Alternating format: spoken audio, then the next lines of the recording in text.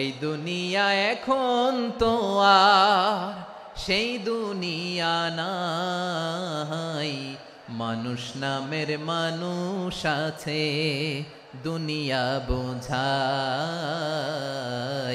সেই মানুষের ভিড়ে আমার আসল মানুষ নাই।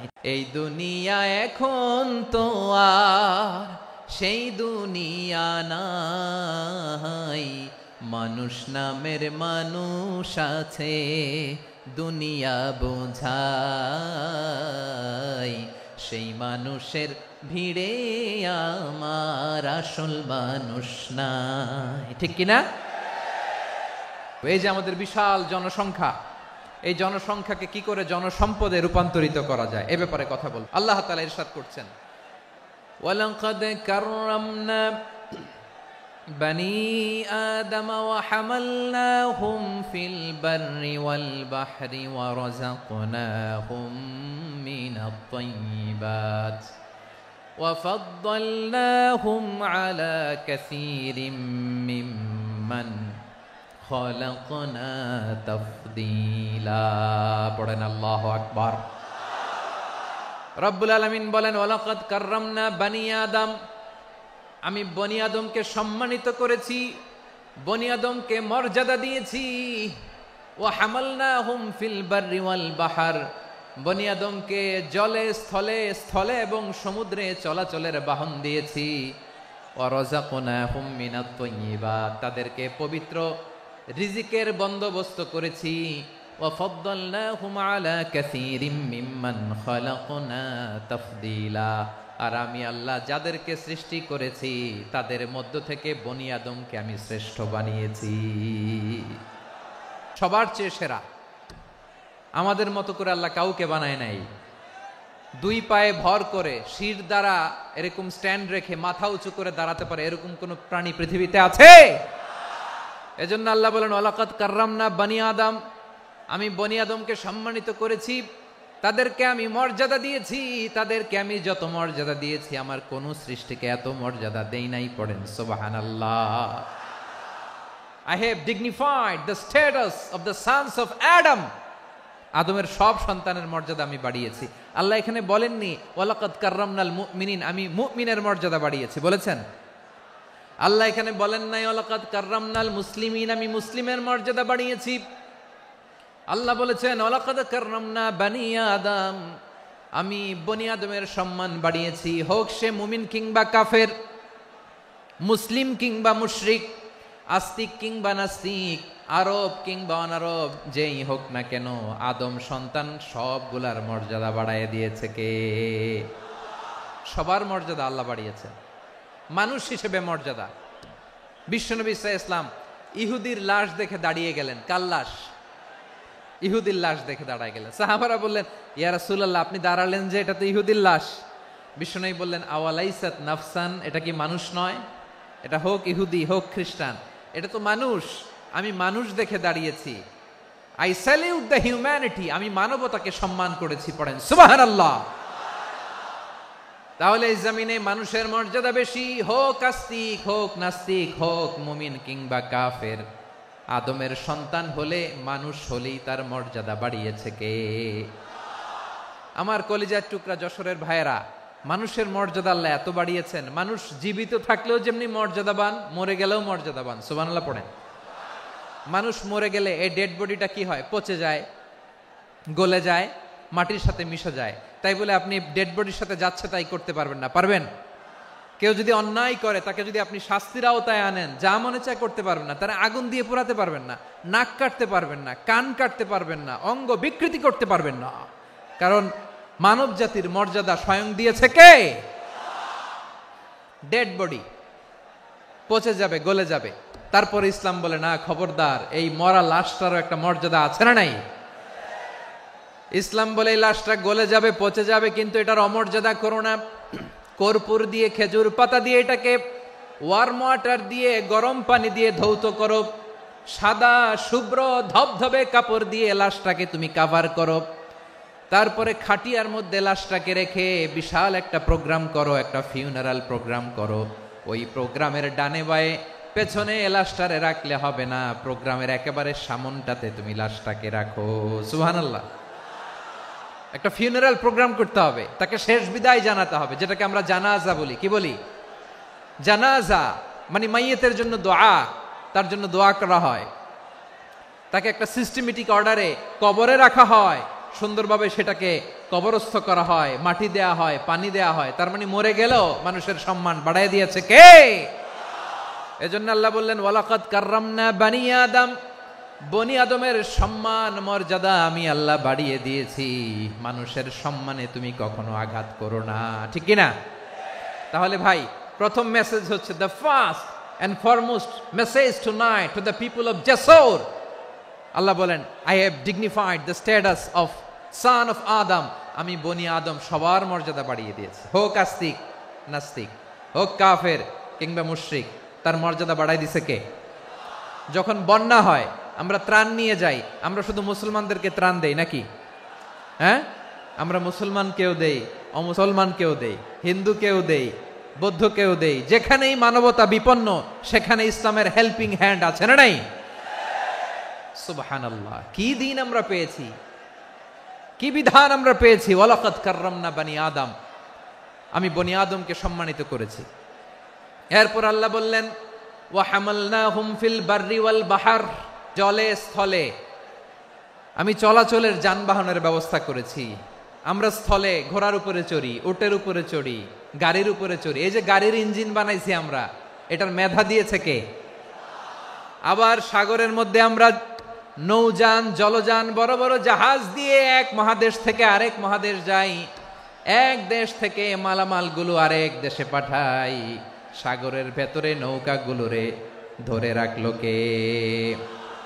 ওয়াল ফুলকিল্লাতী তাজরি ফিল বাহরি বিমা ইয়ানফাউন নাস। মানুষের উপকার আছে এরকম সরঞ্জামাদি নিয়ে সাগরের উপরে বিশাল বিশাল জলযানগুলো চলে। এগুলো ডুবে যায় না, কাত হয়ে যায় না, পড়ে যায় না।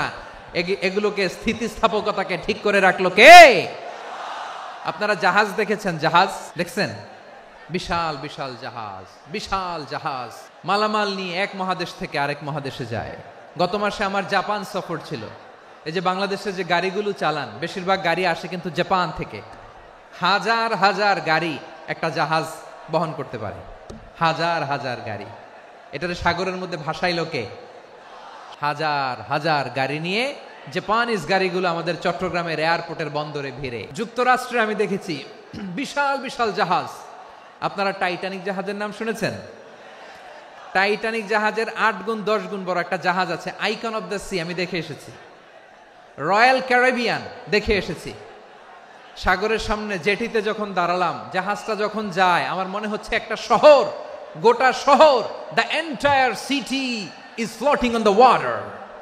পুরো একটা শহর মনে হয় পানির উপর দিয়ে ভেসে যাচ্ছে। পড়েন সুবহানাল্লাহ। এই যে আইকন অফ দ্য সি, এই ক্রুজ, এই জাহাজটা, এটার ভিতরে স্টেডিয়াম আছে। কিসের ভিতরে স্টেডিয়াম? কথা বুঝে নাই বোধহয়। স্টেডিয়াম কিসের ভিতর? সুইমিং পুল আছে, শপিং মল আছে, রেস্টুরেন্ট আছে, ক্লাব আছে, 3000 4000 রুম বিশিষ্ট, কক্ষ বিশিষ্ট হোটেল আছে। এই সবগুলোর নিয়ে এগুলো চলে সাগরের দোলার মধ্যে, জলোচ্ছ্বাসের মধ্যে। এই সাগরের ভেতরে এই জাহাজগুলোর ভাষায় রাখছে কে?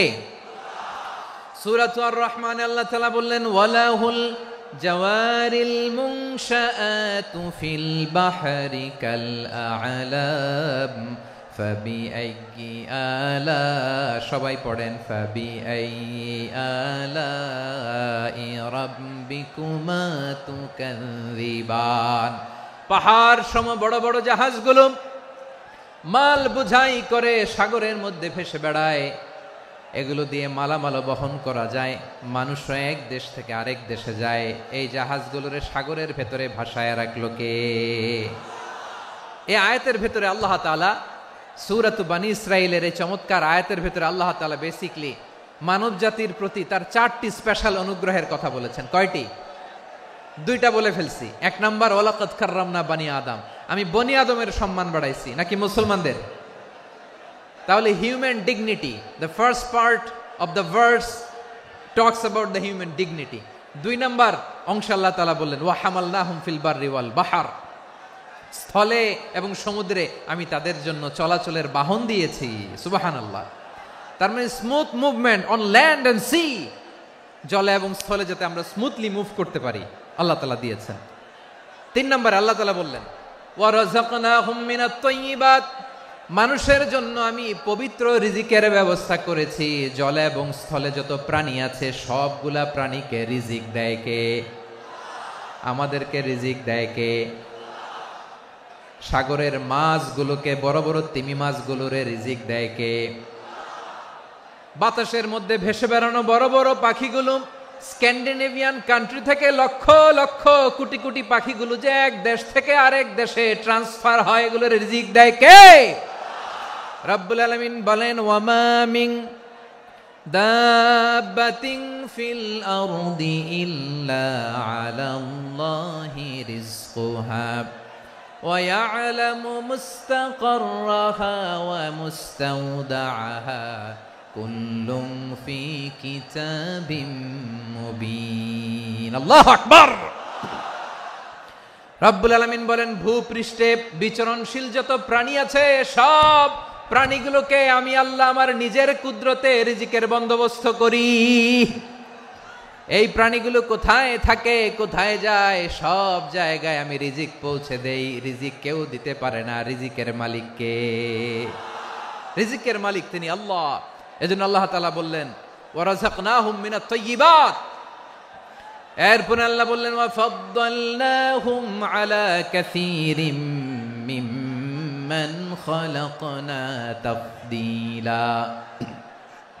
আমি যত প্রাণী সৃষ্টি করেছি সকল প্রাণীর মধ্যে মানুষের মর্যাদা শ্রেষ্ঠত্ব আমি দিয়েছি। সুবহানাল্লাহ পড়েন। তাহলে 1 নম্বরে আল্লাহ বললেন আমি বনি আদমের মর্যাদা বাড়ালাম। এরপরে বললেন স্থলে এবং সমুদ্রে চলাচলের জন্য যানবাহন দিলাম। 3 নম্বরে আল্লাহ বললেন পবিত্র রিজিকের ব্যবস্থা করে দিলাম। এরপরে আল্লাহ বললেন যত প্রাণী আছে, সৃষ্টি আছে, সবগুলার উপরে আমি মানুষকে শ্রেষ্ঠত্ব দিলাম। সুবহানাল্লাহ। তাহলে সবচেয়ে বেশি শ্রেষ্ঠত্ব মানুষের। কার? মানুষের। শুধু তাই নয় প্রিয় ভাইরা, আকাশ এবং জমিনে যা কিছু আছে সবকিছু মানুষের জন্য, মানুষের কল্যাণে, মানুষের প্রয়োজনে, মানুষের বশীভূত করে সৃষ্টি করেছেন কে? রব্বুল আলামিন বলেন হুয়াল্লাযী খালাকা লাকুম মা ফিল আরদি জামিআ। এই জমিনের মধ্যে যা কিছু আমি আল্লাহ সৃষ্টি করেছি সব কিছু আমি মানুষের জন্য সৃষ্টি করেছি। পড়েন সুবহানাল্লাহ।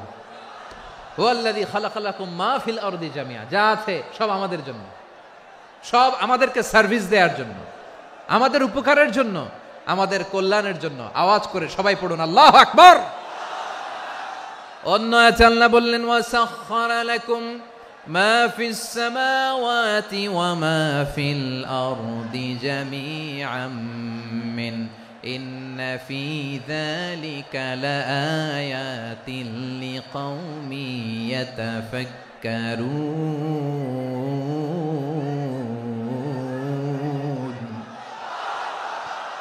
প্রথমে আল্লাহ বললেন জমিনে যা আছে সব তোমাদের কল্যাণে আমি সৃষ্টি করলাম। এরপরে আল্লাহ বললেন আকাশেও যা আছে সব তোমাদের জন্য সৃষ্টি করলাম, তোমাদের অনুগত বানায় দিলাম। পড়েন সুবহানাল্লাহ। মানুষের কি ব্রেইন দেখেন, মানুষ জমিন ছেড়ে আকাশে চলে যায়। পাখি দেখে মানুষের শখ হলো পাখি যেহেতু উঠতে পারে আমরাও পারবো। অরবিল রাইট, উইলবার রাইট, 2 ভাই মিলে আঁকাঝোঁকা করতে করতে করতে করতে প্লেন বানায় ফেললো। কোন সুবহানাল্লাহ। এখন পাখিও ওরে, আমরাও ওরি। এরপরেই মানুষের কৌতূহল থামে না এখানে। মানুষ চলে গিয়েছে চাঁদে। কোথায় গেছে? এখন কিন্তু চাঁদে জমি বিক্রি হয় জানেন। পৃথিবী নিয়ে মারামারি শেষ। রাশিয়া আমেরিকা এখন ধরছে চাঁদ আর মঙ্গল গ্রহ। এখন চাঁদে জমি বিক্রি হয়, মঙ্গলে জমি বিক্রি হয়। এই চাঁদ, মঙ্গল, বৃহস্পতি, শনি সব আল্লাহ তাআলা আমাদের জন্য বানিয়েছেন। সুবহানাল্লাহ পড়েন। মানুষ সাগরের উপরে চড়ে, শূন্যে ভেসে বেড়ায়, পাহাড় কেটে সুড়ঙ্গ বানায়, টানেল বানায়।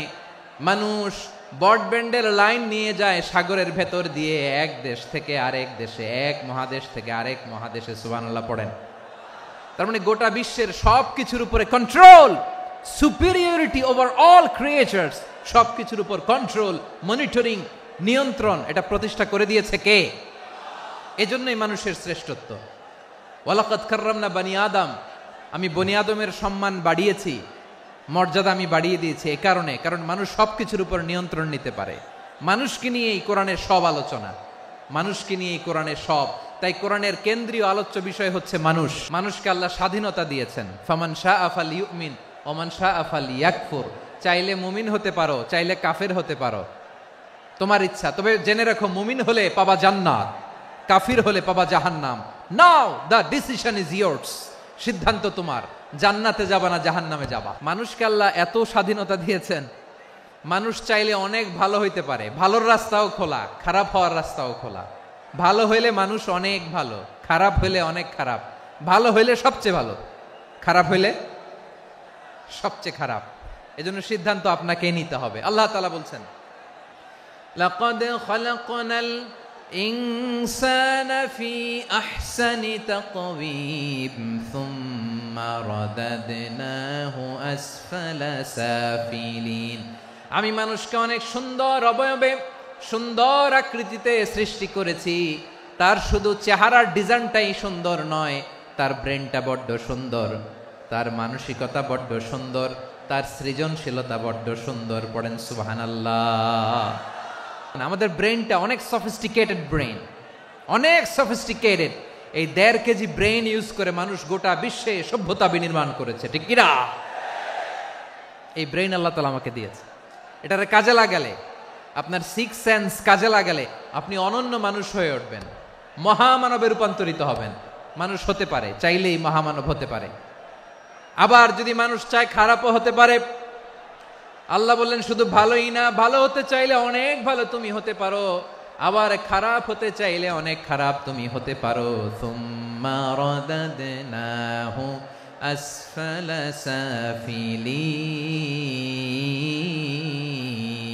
সাফিলিন। খারাপ হলে একেবারে খারাপ হতে পারো, নিকৃষ্ট হলে একেবারে নিকৃষ্ট হতে পারো, ভালো হলেও ভালো হতে পারো। মানুষ শ্রেষ্ঠত্বে ফেরেশতাকে ছাড়িয়ে যায়, আর অধপতনে সে পশুকেও হার মানায়। এটার প্রমাণ কি? মানুষ শ্রেষ্ঠ হইলে যে ফেরেশতার চেয়েও সেরা, তার প্রমাণ কি? আল্লাহ তাআলা বলছেন, ওয়া ইয কুলনা লিল মালাইকাতি ইসজুদু লি আদম ফাসাজাদু ইল্লা ইবলিস আবা ওয়াস্তাকবারা ওয়া কানা মিনাল কাফিরিন। আল্লাহ বলেন, স্মরণ করো সে সময়ের কথা যখন আমি ফেরেশতাদেরকে বললাম, ও ফেরেশতারা আদমকে সেজদা দাও। সব ফেরেশতারা সম্মান সূচক সেজদা আদমকে দিল। তারা আদমের জন্য সেজদায় লুটিয়ে পড়লো, একজন ছাড়া, তার নাম ইবলিস। আওয়াজ করে বলেন, তার নাম কি? সে অহংকার প্রদর্শন করলো, সে কাফের হয়ে গেল। বাকি সব ফেরেশতারা সেজদা দিল। সুবহানাল্লাহ। আবার আদম আলাইহিস সালামকে আল্লাহ জিজ্ঞেস করলেন, সব বলে দিল উত্তর, কিন্তু ফেরেশতাদেরকে একই প্রশ্ন জিজ্ঞেস করলেন, তারা উত্তর করতে পারে নাই। তার মানে এর মধ্য দিয়ে প্রমাণিত হয়, মানুষ ভালো হলে ফেরেশতার চেয়েও ভালো, ফেরেশতার চেয়েও মানুষের মর্যাদা বাড়িয়ে দিয়েছে কে? সব নূরের ফেরেশতা যখন মাটির আদমকে সেজদা দেয়, এটা প্রমাণ করে ফেরেশতার চেয়েও মানুষের মর্যাদা বাড়িয়ে দিয়েছে কে? তুমি মাটির আদমকে প্রথম সৃষ্টি করিয়া ঘোষণা করিয়া দিলে শ্রেষ্ঠ বলিয়া, তাই তো নূরের ফেরেশতা করে আদমকে সেজদা। ঠিক কিনা বলেন? তাই তো নূরের ফেরেশতা করে আদমকে সেজদা। সবার চেয়ে সম্মান দিলে মাটির আদমকে। আল্লাহু আল্লাহু তুমি জাল্লে জালালুহু, শেষ করা তো যায় না গে তোমার গুণগান। পড়েন না? পড়েন। আল্লাহু আল্লাহু তুমি জাল্লে জালালুহু, শেষ করা তো যায় না গে তোমার গুণগান। আল্লাহু আল্লাহু। আল্লাহু আকবার। আদমের মর্যাদা বেশি, মানুষের মর্যাদা বেশি। মানুষ শ্রেষ্ঠ তার প্রমাণ, নূরের ফেরেশতা মাটির আদমকে সেজদা করে আওয়াজ করে বলেন ঠিক কি না? তাহলে মানুষ ভালো হলে ফেরেশতার চেয়ে ভালো। আবার মানুষ যদি খারাপ হয় সে পশুর চেয়েও খারাপ, অধপতনে পশুত্বকে হার মানায়। তার প্রমাণ কি? তার প্রমাণ হচ্ছে যশোরের ভাইরা দেখবেন পত্রিকায় নিউজ পেপারে মাঝে মাঝে এরকম দেখা যায়, এক মানুষ আরেক মানুষকে হত্যা করে 20 টুকরা করে বস্তার ভিতরে ভরেছে। আচ্ছা, বুঝে থাকলে আওয়াজ করে বলেন, কোনদিন শুনছেন একটা হাতি আর একটা হাতিকে হত্যা করে 20 টুকরা করছে, এরপরে বস্তার ভিতরে ভরছে? হইছে? তাহলে দেখেন, মানুষ যদি খারাপ হয় সে পশুকেও হার মানায়। চিল্লায় বলো ঠিক কিনা? এমনও দুশ্চরিত্র মানুষ আছে যার নজর থেকে 6 মাসের ছোট্ট মেয়ে থেকে শুরু করে 80 বছরের বৃদ্ধারাও নিরাপদ নয়। পশুকেও হার মানে। মানুষের ঘর জ্বালিয়ে পুড়ে মেসাকার করে দেয়, জনপদের পর জনপদ জ্বালায় দেয়। এরকম আছে না নাই? গাজার মধ্যে যে অ্যাটাক করেছে, এরা মসজিদ মানে নাই, মসজিদে বম ফেলেছে। এরা খ্রিস্টানদের চার্চ গির্জা মানে নাই, গির্জায় বম ফেলেছে। পৃথিবীর ইতিহাসে never happened in the history of the world that someone bombed on a hospital, on a ICU center. এমন হাসপাতাল যেখানে আইসিইউর রোগীরা আছে, ওই হাসপাতালের উপরও ইসরায়েলি সৈনিকেরা বোমা মেরেছে। জোরে বলেন ঠিক কিনা? এরা মানুষ? আওয়াজ করে বলেন, এরা মানুষ না। প্রিয় ভাইয়েরা, চোখ কান নাক মুখ থাকলেই মানুষ না। যা সামনে দেখেন এগুলো সব মানুষ না, এগুলো জনসংখ্যা। এগুলো কি? সবাই বলুন, এগুলো কি? বাড়ছে জনসংখ্যা, কমছে মানুষ। এই দুনিয়া এখন তো আর সেই দুনিয়া নাই, মানুষ নামের মানুষ আছে দুনিয়া বোঝাই, সেই মানুষের ভিড়ে আমার আসল মানুষ নাই। ঠিক কিনা? আসল মানুষের বড্ড অভাব, আসল মানুষের বড্ড অভাব। আমার ভাইয়েরা, মানুষ খারাপ হলে পশুকেও হার মানায়। আচ্ছা, আওয়াজ করে বলেন, যে ইসরায়েলি সোলজাররা উপর থেকে বোমা মারলো তারাও মানুষ? তারাও কি? ওরাও রক্তে মাংসে মানুষ, ওদেরও পরিবার আছে। বোমা মেরে যেই মেয়েটাকে তারা অনাথ বানায়, ইয়াতিম বানায়, ও কিন্তু বাসায় ওর মেয়েটাকে রেখে আসছে। ঠিক কিনা বলেন? বম্বিং করে যে বাবাকে মেরে, স্বামীকে মেরে স্ত্রীকে বিধবা বানায়, তারও ঘরে স্ত্রী আছে। উপর থেকে বোম মেরে মানুষ মেরে দিচ্ছে, তারাও মানুষ। 1945 সালের 6 আগস্ট আমেরিকান সোলজাররা হিরোশিমায় বম মেরেছে। আমি নিজে দেখে এসেছি জাপানের হিরোশিমাতে। সকাল 8:15 মানুষ কেউ অফিসে যাচ্ছিল, কেউ খেতে খামারে কাজ করতে যাচ্ছিল। লিটল বয় নামে একটা বোম মেরেছে তারা। এই বোমের আঘাতে, পারমাণবিক এই বোমার রেডিয়েশনে আঘাতে, বোম ব্লাস্ট হওয়ার পরে মুহূর্তের মধ্যে 1,40,000 নাই। উপর থেকে যারা মারতেছে এরাও মানুষ, যাদেরকে মারলো তারাও। তার মানে মানুষে মানুষে পার্থক্য আছে না? নেই? মানুষে মানুষে পার্থক্য আছে। নাক কান চোখ মুখ থাকলেই মানুষ নয়। বাড়ছে জনসংখ্যা, কমছে মানুষ। চিল্লায় বলো ঠিক কিনা? ভালো মানুষ যারা জগৎটাকে এনলাইটেন করবে, যারা সত্যের বীর সেনানী হয়ে দাঁড়াবে, যারা সত্যের পক্ষে কথা বলবে, যারা জালিমের মসনদকে ভেঙে খান খান করে দেবে, এরকম হওয়ার দরকার আছে না নাই? এরকম ভালো মানুষ আমরা হতে চাই কি চাই না? মানুষকে যত্ন নিলে মানুষ যে কত ভালো হয় আপনি কল্পনাও করতে পারবেন না। মানুষকে নার্চারিং করলে, মানুষকে পলিশ করলে, মানুষকে গ্রুমিং করলে, মানুষকে সঠিক তারবিয়া দিলে মানুষ অনন্য হয়ে ওঠে। প্রতিটি মানুষ অনন্য। আমি অনন্য, আপনি অনন্য, আমরা সবাই অনন্য। সুবহানাল্লাহ বলেন। মানুষকে আল্লাহ তাআলা দিয়েছেন অসীম ক্ষমতা, অসীম ক্ষমতা। সুবহানাল্লাহ। একটা মানুষ পারে না এমন কিছু নাই, বিশ্বাস করতে হবে। মানুষ যা কল্পনা করতে পারে ওইটা মানুষ করে দেখাতে পারে। তুমি তোমার কল্পনার রাজ্যকে সাজাও, তোমাকে হারাতে পারে এমন কোন শক্তি আল্লাহর জমিনে নাই। তোমার কি শক্তি, কি সম্ভাবনা তুমি জানোই না মিয়া। তুমি এদিকে তাকাও কেন? তোমার রাস্তা তো ওই দূরে। তুমি কোথায় যাবে, আল্লাহ তোমার টেনে কোথায় নিয়ে যাবে তুমি কিছুই জানো না। প্ল্যান বিগ, ড্রিম বিগ, কল্পনার শক্তিকে বড় করো। মানুষ যা কল্পনা করতে পারে মানুষ তা করে দেখাতে পারে। মানুষের কাছে অসাধ্য কিছু নাই মৃত্যু ছাড়া, অ্যাকসেপ্ট ডেথ। মৃত্যু ছাড়া মানুষ সবকিছুকে জয় করতে পারে। তোমার জন্ম হয়েছে জিতার জন্য, বিজয়ের জন্য তোমার জন্ম। মানুষের শুরুটাই হয় বিজয় দিয়ে। আমরা যখন আমার পিতার পৃষ্ঠদেশে ছিলাম, পিতার পৃষ্ঠদেশ থেকে শুক্রাণু যখন মায়ের গর্ভদেশে যেয়ে পড়ে, কতটা শুক্রাণু ভ্রমণ শুরু করে জানো? 20 কোটি শুক্রাণু। একবার সিমেন আউট হলে সেখানে 20 কোটি শুক্রাণু থাকে, ভ্রমণ শুরু করে। ওই 20 কোটি শুক্রাণুর মধ্যে থেকে তুমি আমি আজকে এক বিকশিত শুক্রাণু মানব রূপে পৃথিবীতে এসেছি। সুবহানাল্লাহ। ওই 20 কোটি শুক্রাণুর প্রতিযোগিতায় সবাই রে পেছনে ফেলে সেদিন আমি সফল হয়েছিলাম, সেদিন আমি বিজয়ী হয়েছিলাম। সেদিন আমি এত ছোট ছিলাম মাইক্রোস্কোপ দিয়েও আমার অস্তিত্ব টের পাওয়া যায় না। আমি এত তুচ্ছ ছিলাম, নগণ্য ছিলাম। আমার কান ছিল না, আমার চোখ ছিল না, আমার হাত ছিল না, আমার জন্য রিকমেন্ডেশন করার মতো মামু ছিল না, খালা ছিল না, কেউ ছিল না। তারপরেও ওই প্রতিযোগিতায়, ওই কম্পিটিশনে যখন আমারে কেউ হারাতে পারে নাই, আল্লাহর জমিনেও আমারে কেউ হারাতে পারে না। হারার জন্য তোমার জন্মই হয় নাই, তুমি আসছোই জিতার জন্য। সুবহানাল্লাহ। বিশ্বনবী বলেন, আন্নাসু মাআদিন কামাআদিনি যাহাবি ওয়াল ফিদ্দা খিয়ারুহুম ফিল জাহিলিয়াতি খিয়ারুহুম ফিল ইসলাম। Peoples are like mines of gold and silver. সোনার খনি, রূপার খনি, এর চেয়েও বড় খনি হচ্ছে এই মানব সম্পদের খনি। আওয়াজ করে বলেন আল্লাহু আকবার। আল্লাহ তাআলা এই সম্পদ আমাদেরকে দিয়েছে। বিশ্বনবী বলেন, মানুষ হচ্ছে খনির মতো। খিয়ারুহুম ফিল জাহিলিয়াতি খিয়ারুহুম ফিল ইসলাম। জাহিলি যুগে যারা সেরা, ইসলামেও তারা সেরা। ইদা ফাকুহু, যদি তারা বুঝবান হয় তাহলে তাদেরকে সেরা বানায় দিবে কে? তাহলে মানুষের চেয়ে সেরা কেউ হতে পারে? মানুষের চেয়ে অনন্য কেউ হতে পারে? মানুষকে কেউ হারাতে পারে? আওয়াজ করে বলো, তোমাকে কেউ হারাতে পারবে?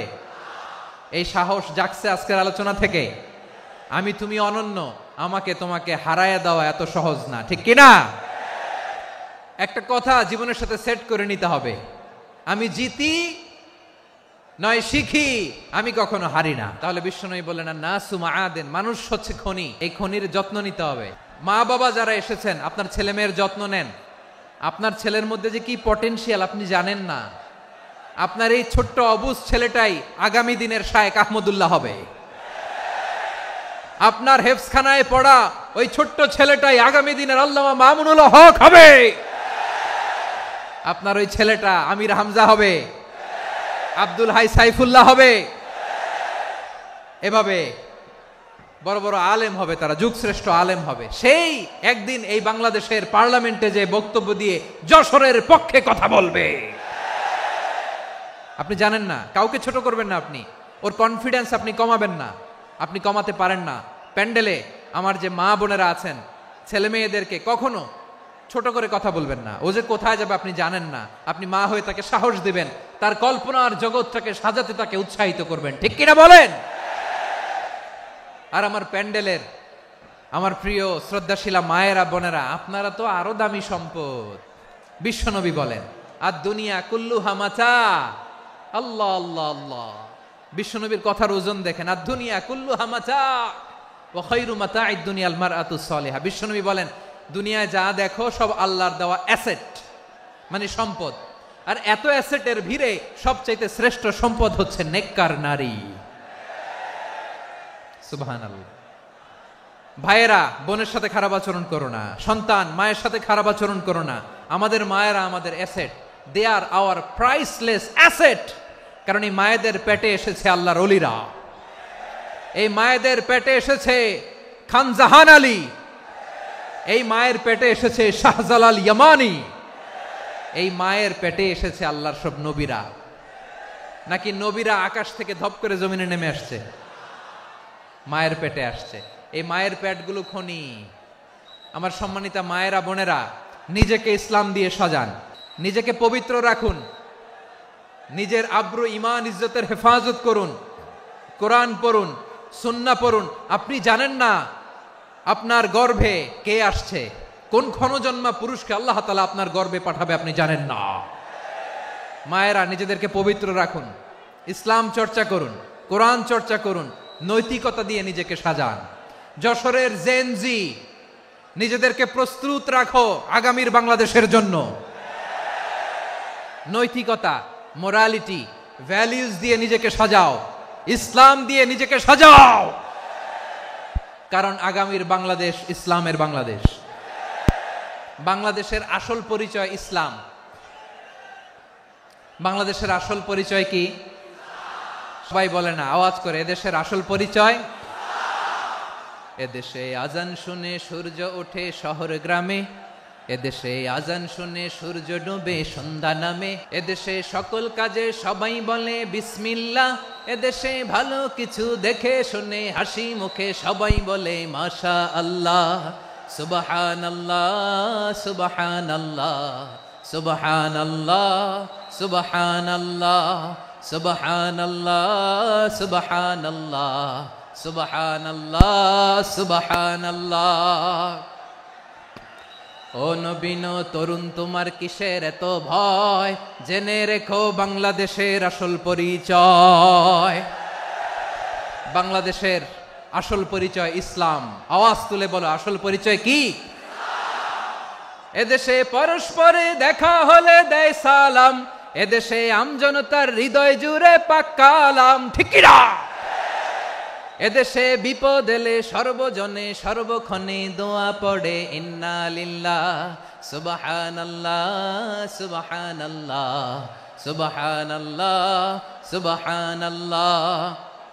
এদেশে আজান শুনে সূর্য ওঠে শহর গ্রামে, এদেশে আজান শুনে সূর্য ডুবে সন্ধ্যা নামে, এদেশে সকল কাজে সবাই বলে বিসমিল্লাহ, এদেশে ভালো কিছু দেখে শুনে হাসি মুখে সবাই বলে মাশা আল্লাহ সুবহানাল্লাহ। আওয়াজ করে সুবহানাল্লাহ সুবহানাল্লাহ সুবহানাল্লাহ সুবহানাল্লাহ। সবাই একসাথে সুবহানাল্লাহ সুবহানাল্লাহ সুবহানাল্লাহ সুবহানাল্লাহ। এদেশের আসল পরিচয় কি?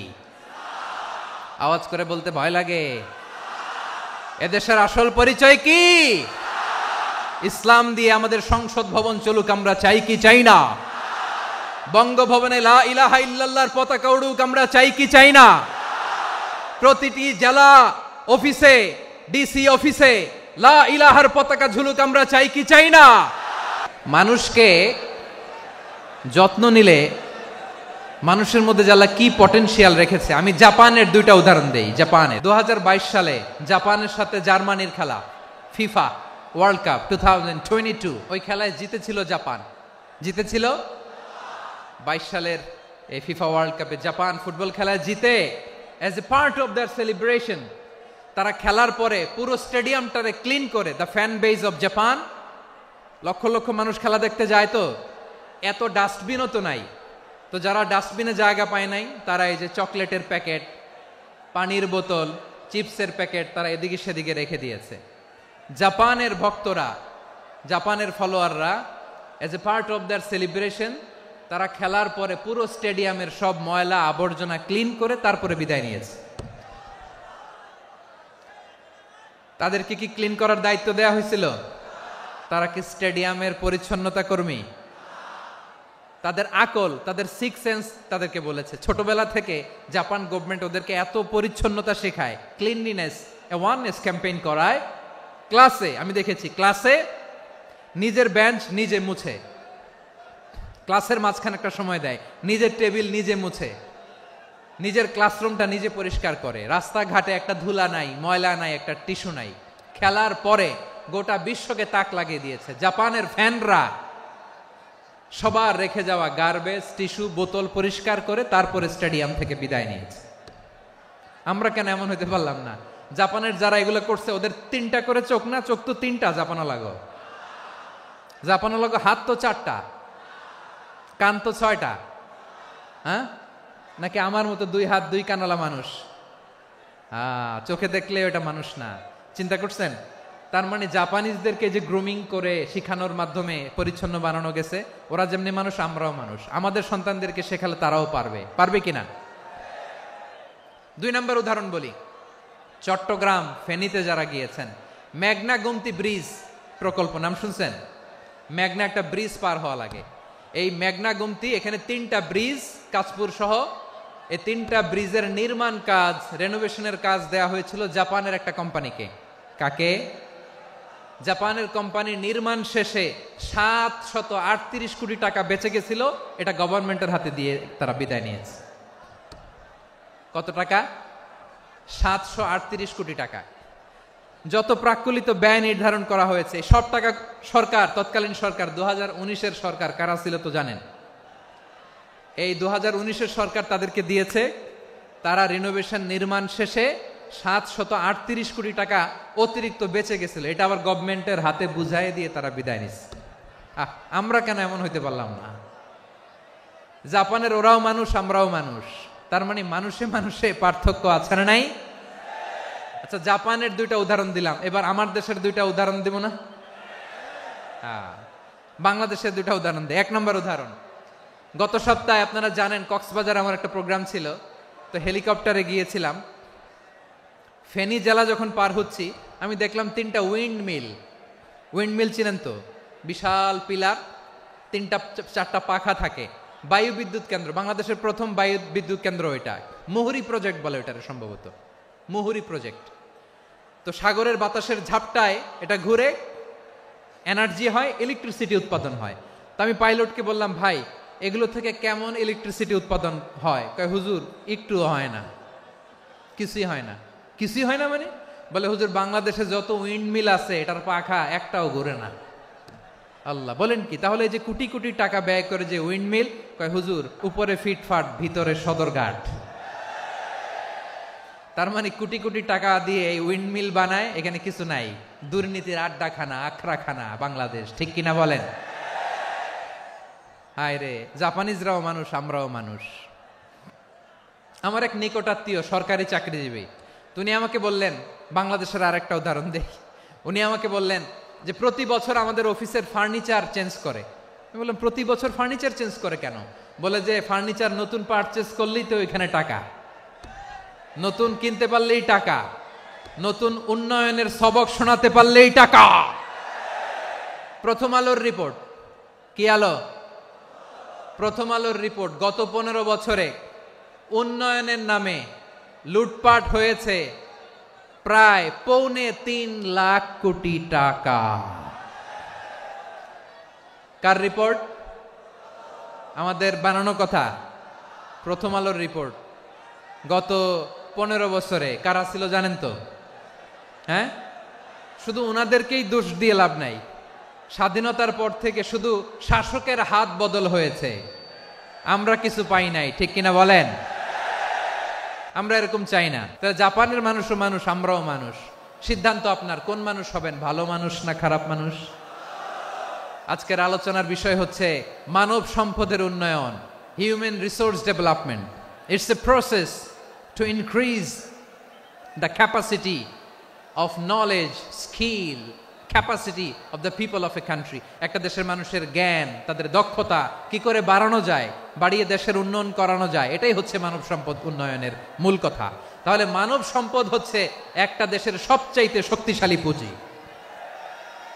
প্রাকৃতিক সম্পদ, খনিজ সম্পদের চেয়েও দামি হচ্ছে মানব সম্পদ। আল্লাহ তাআলা দয়া করে আমাদেরকে এই মানব সম্পদ দিয়েছেন। আসুন আমাদের এই মানুষগুলোকে আমরা সোনার মানুষ বানাই। রাজি আছেন তো সবাই? রাজি আছেন? মানুষ পারে না এমন কোনো কিছু নাই, চাইলে সব পারে। এজন্য মানুষকে তারবিয়া দিতে হবে, যথাযথভাবে তাদেরকে গড়তে হবে। আসুন আমরা সিরাতের আয়নায় বিশ্বনবীর জীবনী থেকে দেখি তিনি কিভাবে হিউম্যান রিসোর্সকে ম্যানেজ করতেন। বিশ্বনবী, he was a very good talent hunter, চৌকস ট্যালেন্ট হান্টার ছিল। কার মধ্যে কি ট্যালেন্ট আছে দেখলেই বুঝে ফেলতেন। সুবহানাল্লাহ পড়বেন না? কি নবী আমরা পেয়েছি! He was a very good talent hunter. আমার নবী তিনি চৌকস ট্যালেন্ট হান্টার ছিলেন। কার মধ্যে কি প্রতিভা বের করতেন, ওই প্রতিভাকে ইসলামের কল্যাণে কাজে লাগাতেন। যাকে যেই জায়গায় সেট করলে ভালো হবে তাকে ওই জায়গায় সেট করতেন। কয়েকজন সাহাবীর জীবনী শোনাই।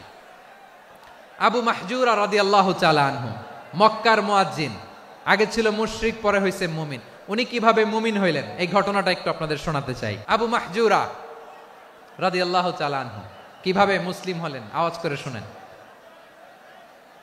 হুনাইনের যুদ্ধ, 8ম হিজরি, বিষ্ণু ঈসা ইসলাম হুনাইনের যুদ্ধ শেষে ফিরতেছেন।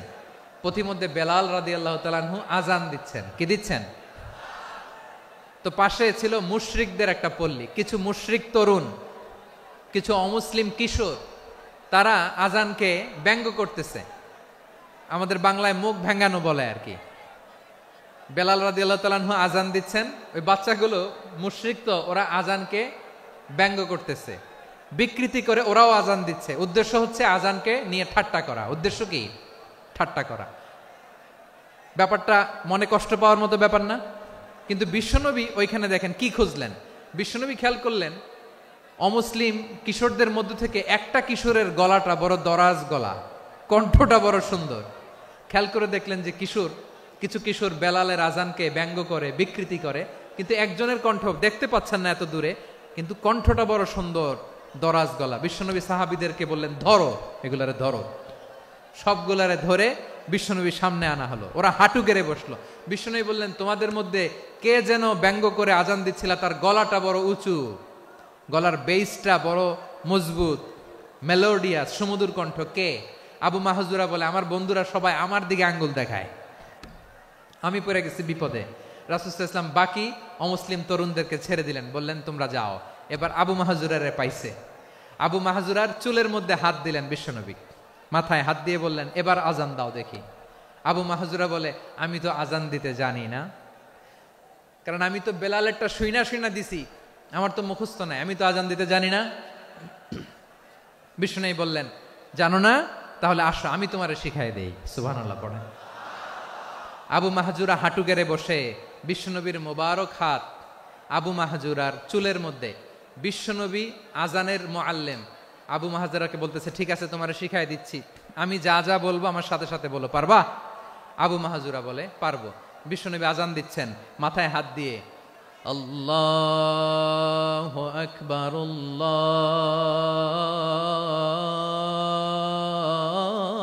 আল্লাহু আকবার। আবু মাহজুরা এই বাক্যটা পড়লেন।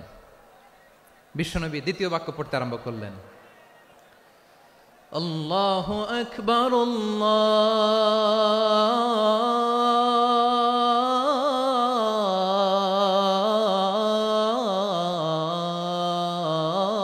আল্লাহু আকবার। আবু মাহজুরা এই বাক্যটাও বললেন। বিশ্বনবী আবু মাহজুরার মাথার মধ্যে হাত দিয়ে তৃতীয় বাক্য পড়লেন, আশহাদু আল্লা ইলাহা ইল্লাল্লাহ।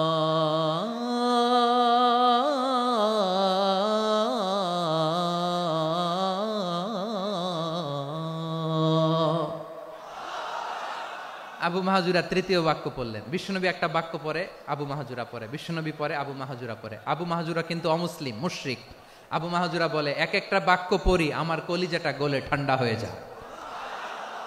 এতদিন মোহাম্মদকে গালি দিতাম, এখন মোহাম্মদ আমার মাথায় যখন হাত রাখছে আমার সারা শরীর ঠান্ডা হয়ে গেছে।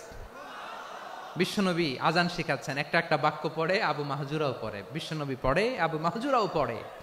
পুরো বাক্যগুলো যখন শেষ, আজান শেষ, আবু মাহজুরাও যখন পুরো আজান পড়লেন, আবু মাহজুরা বললেন, এতদিন মোহাম্মদের চেহারা দেখলে আমার ঘৃণা লাগতো, আজ থেকে মোহাম্মদের চেহারার চেয়ে প্রিয় চেহারা আমার কাছে নাই। আবু মাহজুরা বললেন, ও মুহাম্মদ, আজানের বাক্য তো আপনি আমারে শেখালেন, এখানেই শেষ করবেন না, আপনি আমারে পড়ায় দেন, লা ইলাহা ইল্লাল্লাহু মুহাম্মাদুর রাসূলুল্লাহ সাল্লাল্লাহু আলাইহি ওয়াসাল্লাম। বিশ্বনবীর সাথে দাঁড়িয়ে উনি শাহাদা পড়ে মুসলমান হয়ে গেলেন।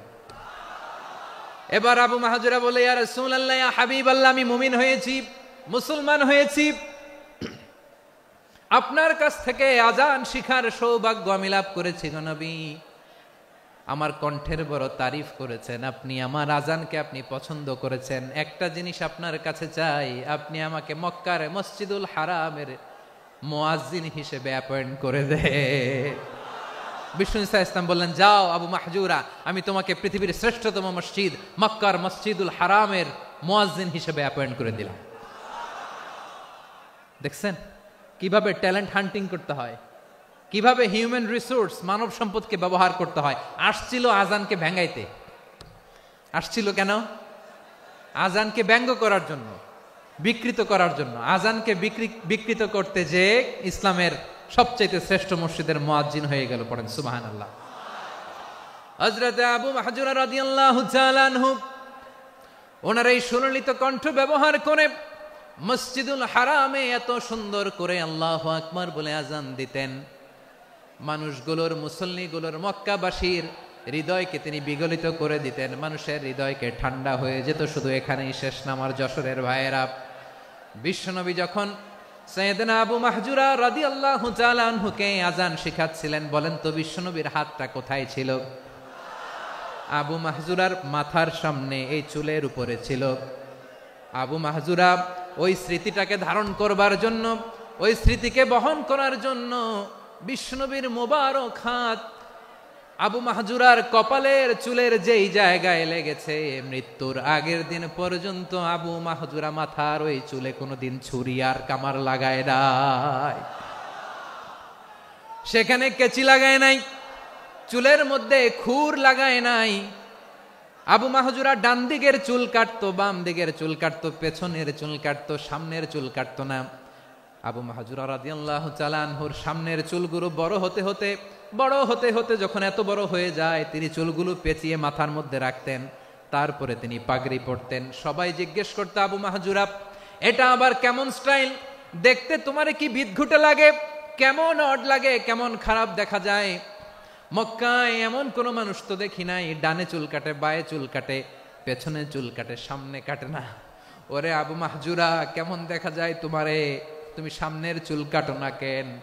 আবু মাহজুরা বলে, আমি হাঁটু গেড়ে পেয়ারা নবীর সামনে বসেছিলাম, আমার এই মাথার চুলের মধ্যে মুবারক হাত লাগিয়ে বিশ্বনবী নিজে আমাকে আজানের প্রতিটা বাক্য শিক্ষা দিয়েছেন।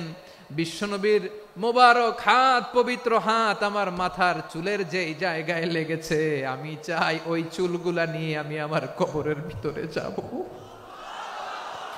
সাইয়েদনা আবু মাহজুরা রাদিয়াল্লাহু তাআলা আনহু ইন্তেকালের আগের পর্যন্ত মাথার সামনের চুলগুলা কাটে নাই।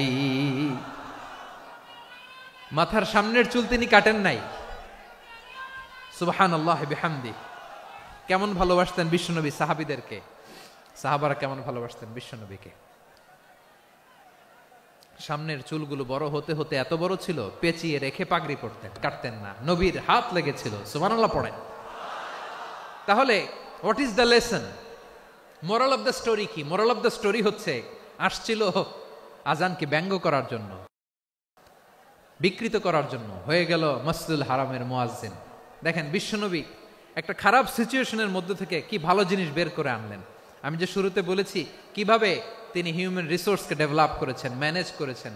তিনি যে চৌকস ট্যালেন্ট হান্টার ছিল, দেখেন সবার মধ্যে থেকে এর বাছাই করে মুয়াজ্জিন বানাই দিয়েছেন। সুবহানাল্লাহ পড়েন।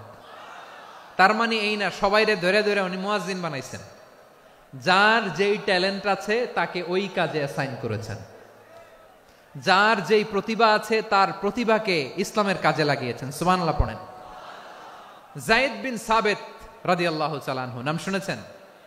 বিশ্বনবী দেখলেন মদিনার এই আনসারী সাহাবী হাইলি ট্যালেন্টেড, ইন্টেলেকচুয়াল, মেরিটোরিয়াস, জ্ঞানের প্রতি তার আকর্ষণ, মারাত্মক আকর্ষণ। বিশ্বনবী তাকে দায়িত্ব দিলেন, কোরআন যা নাজিল হয় তুমি লিখো, কাতিবুল ওয়াহি বানায় দিলেন। সুবহানাল্লাহ। যায়েদ বিন সাবিতরে আবার আজান শিখান নাই, কারণ তার মধ্যে বিশ্বনবী প্রতিভা দেখেছেন, একাডেমিক প্রতিভা। বিশ্বনবীর একাডেমিক প্রজেক্টগুলো তিনি হ্যান্ডেল করতেন। যায়েদ বিন সাবিত ছিল বিশ্বনবীর ব্যক্তিগত সচিব। কি ছিল? ব্যক্তিগত সচিব। বোঝেন নাই? বিশ্বনবীর ব্যক্তিগত সচিব এবং দোভাষী। ইহুদিরা কিছু লিখে দিলে এটার অর্থ বিশ্বনবীরে বুঝায় দিতেন। আবার ইহুদিদের কাছে কিছু লিখতে হলে তিনি লিখে দিতেন। বিশ্বনবী একদিন বললেন, ইন্নী ওয়াল্লাহি মা আমানু ইয়াহুদা আলা কিতাব। ইহুদিরা যে চিঠি পাঠায় অর্থ তো বুঝি না, আরেক ইহুদি আইনে অর্থ করা লাগে, আবার ইহুদিদের কাছে কিছু লিখে পাঠাইতে চাইলে আমরা তো লিখতে পারি না, ইহুদিরে দিয়ে লেখা লাগে। ওরা যে পয়রা শোনায় লিখে দেয়, আমি ওদের বিশ্বাস করি না। আমার নিজের একজন লোক দরকার। বিশ্বনবী এই যায়েদ বিন সাবেতকে চুজ করলেন ল্যাঙ্গুয়েজের জন্য। উনি বললেন, যায়েদ, তোমার সফট স্কিলকে ডেভেলপ করতে হবে, তুমি হিব্রু ল্যাঙ্গুয়েজ শিখে ফেলো। যায়েদ বিন সাবেত বলল, বিশ্বনবীর মোটিভেশন আর ইন্সপিরেশন পেয়ে আমি 15 দিনে ইহুদিদের এই হিব্রু ল্যাঙ্গুয়েজ শিখে ফেললাম। শুধু শিখে ফেললাম না, হাত্তা হাদিকতু, even I became master in the language. এই ভাষা আমি পারদর্শী হয়ে গেলাম। এরপরে ইহুদিরা চিঠি লিখে পাঠালে আর কোনো ইহুদি ডাকা লাগতো না, আমি নবীর এটার অর্থ শুনে পরে বুঝাই দিতাম। আবার ইহুদিদের কাছে চিঠি লেখা লাগলে আমি যায়েদ বিন সাবেত চিঠি লিখে দিতাম। সুবহানাল্লাহ। দেখেন, এত সাহাবীর মধ্য থেকে বিশ্বনবীর একাডেমিক প্রজেক্ট, ব্যক্তিগত সচিব, দোভাষী হিসেবে তিনি যায়েদ বিন সাবেতের মতো তরুণকে নির্বাচিত করেছেন। কেমন ট্যালেন্ট হান্টার ছিল আমার নবী! সুবহানাল্লাহ পড়বেন না? বিশ্বনবীর ইন্তেকালের পরে সাইয়েদনা আবু বকর রাদিয়াল্লাহু তাআলা আনহু যখন খলিফা হয়ে আসলেন, কোরআনকে সংকলনের দায়িত্ব দেয়া লাগবে, কোন সাহাবীকে দিবেন? সব সাহাবারা মিলে পরামর্শ করলেন। সাইয়েদনা আবু বকর, ওমর সবাই মিলে এই বিশাল কোরআন সংকলনের গুরু দায়িত্ব বিশ্বনবীর ব্যক্তিগত সচিব, বিশ্বনবীর দোভাষী, বিশ্বনবীর সিলেক্ট করাই লোক যায়েদ ইবনে সাবেত রাদিয়াল্লাহু তাআলা আনহুকে দিয়েছে। এই যে আজকের যে কোরআন পড়েন, এটা আগে এরকম ছিল না। কোরআন নাজিল হলে সাহাবারা চামড়ার, ওটের চামড়ায় লিখে ফেলতো, ওটের চ্যাপ্টা হাড্ডির মধ্যে লিখে ফেলতো, গাছের গুড়ির মধ্যে লিখে ফেলতো, বিভিন্ন জনের কাছে ছড়ানো ছিটানো ছিল। আবু বকর রাদিয়াল্লাহু তাআলা আনহু একসাথে করলেন, পরবর্তীতে উসমান রাদিয়াল্লাহু তাআলা আনহু একসাথে করলেন। 114 সূরার এখন এই মুসহাফ, এই কম্পাইলেশন, এই কপি আমরা পেয়েছি, যার হিউজ কন্ট্রিবিউশন ছিল। এই পুরো কোরআন কম্পাইলেশনের প্রজেক্ট ম্যানেজার ছিল যায়েদ বিন সাবেত রাদিয়াল্লাহু তাআলা আনহু। কোরআন কম্পাইলেশনের প্রজেক্ট ম্যানেজার। দেখেন, উনারে মাথায় হাত দিয়ে আজান শিখায় নাই। সুবহানাল্লাহ কইবেন না? তাহলে প্রথম সাহাবী আবু মাহজুরাকে মুয়াজ্জিন বানাইলেন, যায়েদ বিন সাবেতকে ব্যক্তিগত সচিব আর দোভাষী বানালেন, মুসআব ইবনে উমাইর রাদিয়াল্লাহু তাআলা আনহুকে ইসলামের প্রথম অ্যাম্বাসেডর বানালেন। কি নাম? He was the first ambassador in Islam. ইসলামের প্রথম ডিপ্লোম্যাট, ইসলামের প্রথম কূটনৈতিক মুসআব ইবনে উমাইর, মক্কার তরুণ যুবক। উনি পারফিউম লাগাইলে মানুষ দেখলেই বুঝতো এটা মুসআব লাগাইছে। এমন স্মার্ট, ড্যাশিং ফেস, এমন পার্সোনালিটির মানুষ ছিল মুসআব রাদিয়াল্লাহু তাআলা আনহু। কারণ যিনি ইসলামের স্পোকম্যান হবেন, মুখপাত্র হবেন, তার স্মার্ট হওয়ার দরকার আছে না নাই? আকাবার প্রথম শপথ যখন হলো, তাদের সাথে বিষ্ণু ঈসা ইসলাম মদিনাতে একজন মুখপাত্র পাঠালেন, ডিপ্লোম্যাটকে পাঠালেন, অ্যাম্বাসেডর অফ ইসলাম। তিনি হচ্ছেন মুসআব ইবনে উমাইর। পড়েন সুবহানাল্লাহ। জুমার বিধান নাজিল হয়েছে, কিন্তু মক্কায় পরিবেশ নাই জুমা পালনের। বিষ্ণু ঈসা ইসলাম একজনকে দিয়ে খবর পাঠালেন, যাও মদিনায় মুসাবকে যে বলো, মুসাব তো আমার শিক্ষক, আমার স্পোকম্যান, মদিনাতে যেন তারা জুমা কায়েম করে। বিশ্বনবীর আগেই মুসআব মদিনার মুসলিমদেরকে নিয়ে মদিনায় প্রথম জুমা কায়েম করে ফেলছে। কোন সুবহানাল্লাহ। ডিপ্লোম্যাটদের কেমন হইতে হয়, অ্যাম্বাসেডরের কেমন হইতে হয়, মুসআব রাদিয়াল্লাহু তাআলা আনহুর কাছ থেকে শিখে নাও। তাহলে মুসআব রাদিয়াল্লাহু তাআলা আনহুকে বিশ্বনবী ল্যাঙ্গুয়েজ শিখান নাই, সফট স্কিল শিখান নাই। যায়েদ রাদিয়াল্লাহু তিনি হিব্রু ল্যাঙ্গুয়েজ শিখেছেন, সুরিয়ানি শিখেছেন, কিন্তু মুসআবকে তিনি বানিয়েছেন the spokesman of Islam, the first diplomat, the ambassador of Islam. Abdullah ibn Abbas রাদিয়াল্লাহু তাআলা আনহু বিশ্বনবীর কাজিন, চাচাতো ভাই। আবার মাইমুনা রাদিয়াল্লাহু তাআলা আনহু, মাইমুনা নবীর স্ত্রী, তিনি ছিলেন আব্দুল্লাহর আপন খালা। তো নবীর বউ যদি ওনার খালা হয়, নবী তার কি খালু। তাহলে সম্পর্ক অনেক গভীর, কাজিন আবার খালু। ছোট্ট মানুষ, তাই রাতে মাঝে মাঝে ঘরে থাকতো। বিশ্বনবী দেখলেন আব্দুল্লাহ যেহেতু আমার ঘরে ঢুকতে পারে, আব্দুল্লাহরে এই উম্মতের বড় শিক্ষাবিদ বানাইতে হবে। তাই আব্দুল্লাহ ইবনে আব্বাসকে বিশ্বনবী হাতে কলমে শিক্ষা দিয়েছেন। তো বিশ্বনবী রাতে যখন তাহাজ্জুদ পড়তেন, ছোট্ট আব্দুল্লাহ ঘরে থাকতো। বুঝতে পেরেছেন? ছোট্ট মানুষ তো ঘরে থাকতো। তো বিশ্বনবী তাহাজ্জুদের জন্য একবার দাঁড়িয়েছেন, ছোট্ট আব্দুল্লাহ ওযু করে দাঁড়াইছে। আচ্ছা বলেন তো, ইমাম আর মুসল্লি মোট যদি দুইজন হয়, একজন ইমাম একজন মুসল্লি, তো মুসল্লি ইমামের কোন দিকে দাঁড়াবে? ডানে দাঁড়াবে। ছোট্ট আব্দুল্লাহ বোঝে নাই, বিশ্বনবী তাহাজ্জুদ শুরু করেছেন, উনি একতেদা করছেন আর দাঁড়াইছেন বায়ে। কোথায় দাঁড়িয়েছেন? আব্দুল্লাহ বলেন, যখন আমি বায়ে দাঁড়ালাম, আখাযা রাসূলুল্লাহ সাল্লাল্লাহু আলাইহি ওয়াসাল্লাম উযুনি আল ইউমনা ইয়াফতিলুহা, বিশ্বনবী নামাজরত অবস্থায় আমার কান ধরে টেনে আমার ডান দিকে এনে দাঁড় করায় দিলেন। পড়েন সুবহানাল্লাহ। দেখেন, হাতে কলমে শিক্ষা। আর জীবনে ভুল হবে? কথা কয় না, আর ভুল হবে? আর ভুল হবে না। এভাবে বিশ্বনবীর অনেক সঙ্গ পেয়েছেন, সফর করেছেন, একই বাহনে বসেছেন, এক বাহনে বসে লম্বা নাসিহত করেছেন। আব্দুল্লাহ, চাইতে হলে আল্লাহর কাছে চাও, সাহায্য চাইতে হলে আল্লাহর কাছে সাহায্য চাও। মনে রাখো, গোটা বিশ্বের সবাই যদি তোমার সাহায্য করতে চায়, ততটুকুই করতে পারবে যতটুকু আল্লাহ তোমার নসিবে রেখেছে। গোটা বিশ্ব যদি তোমার বিরুদ্ধে ষড়যন্ত্রে দাঁড়িয়ে যায়, ক্ষতি ততটুকু করতে পারবে যতটুকু তোমার জন্য বরাদ্দ আছে। এর বাইরে কিছু করতে পারবে না। আওয়াজ করে বলেন ঠিক কিনা? এভাবে হাতে কলমে শিখিয়েছেন, বিশ্বনবীর সঙ্গ পেয়েছেন। উনাকে বিষ্ণু ইসলাম শিক্ষাবিদ, এডুকেটর অফ দিস উম্মাহ হিসেবে সিলেক্ট করেছেন, হাতে কলমে শিখিয়েছেন। বিশ্বনবী একবার প্রকৃতির ডাকে সাড়া দিয়ে এসেছেন।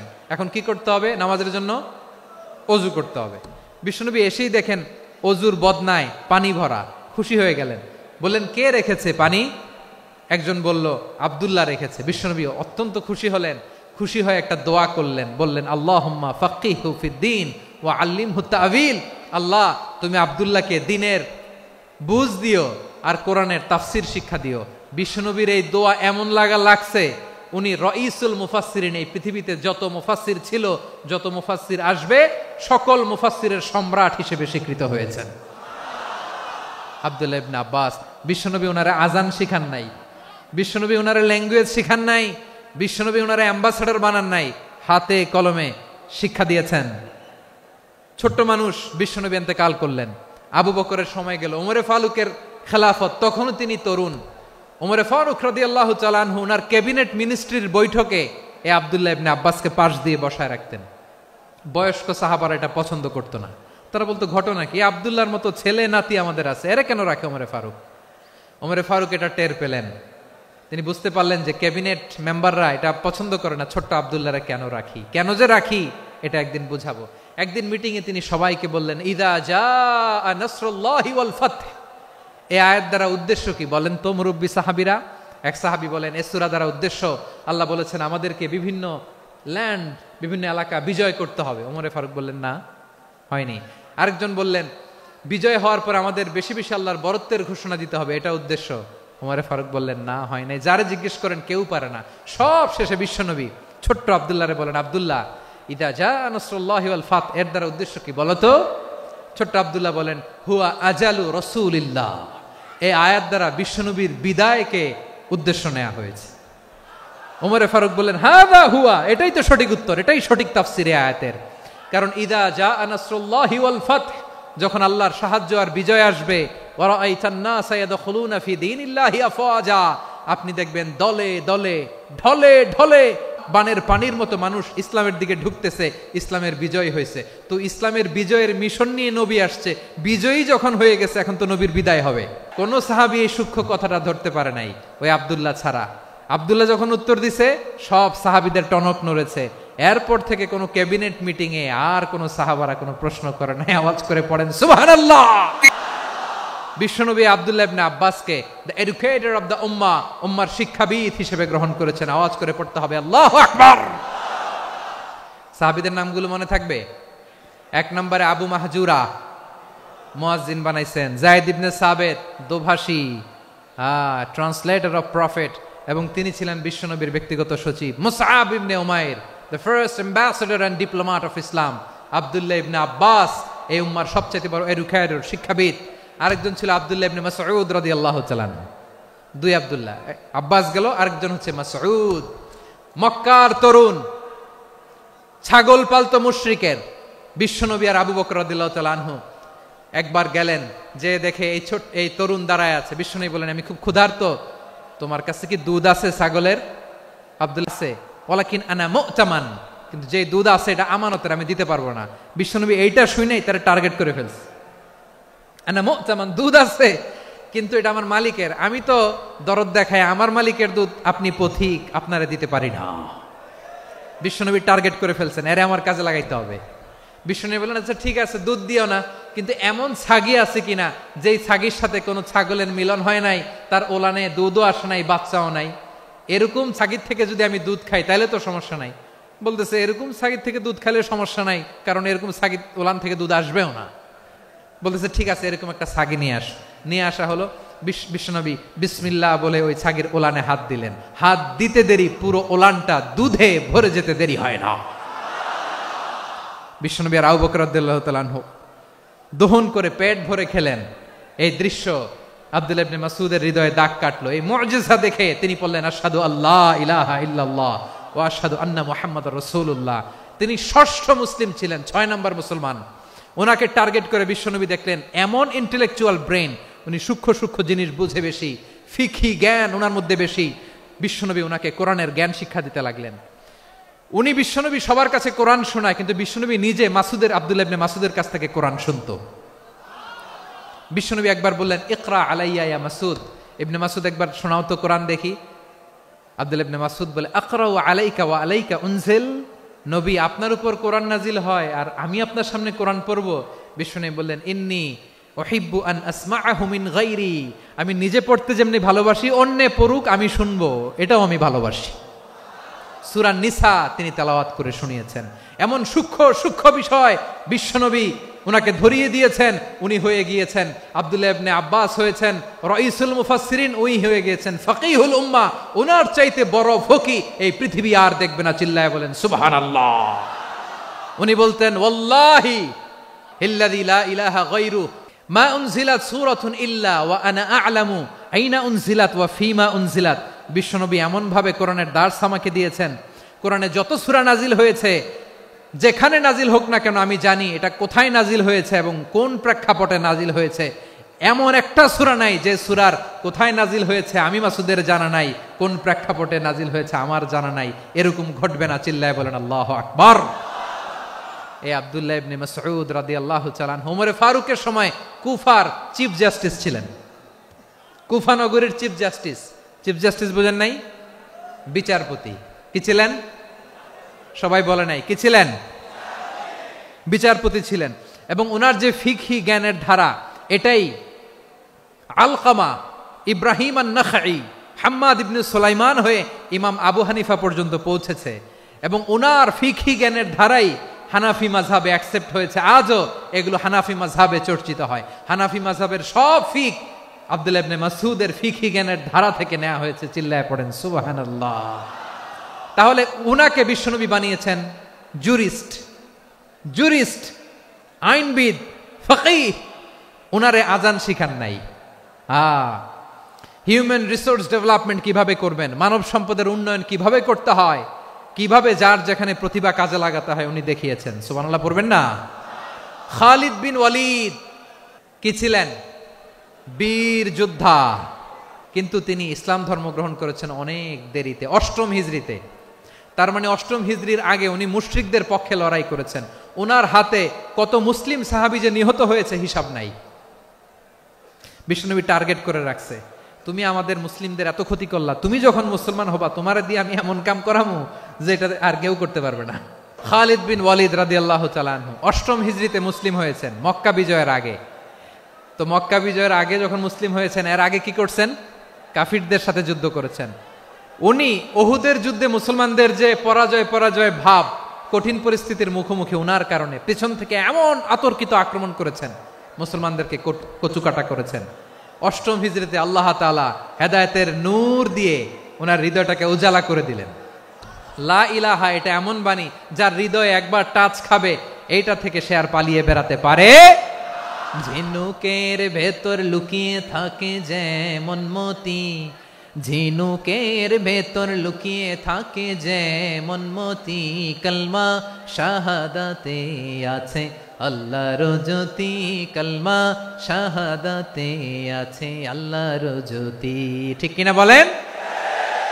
মক্কা বিজয়ের আগে মুসলিম হলেন, হওয়ার পরেই বিশ্বনবীর টার্গেট ফুলফিল হলো। ওই যে টার্গেট করে রেখেছেন আর দোয়া করেছেন, খালিদ বিন ওয়ালিদ যদি মুসলিম হয় তাকে আমি মিলিটারি চিফ বানাবো।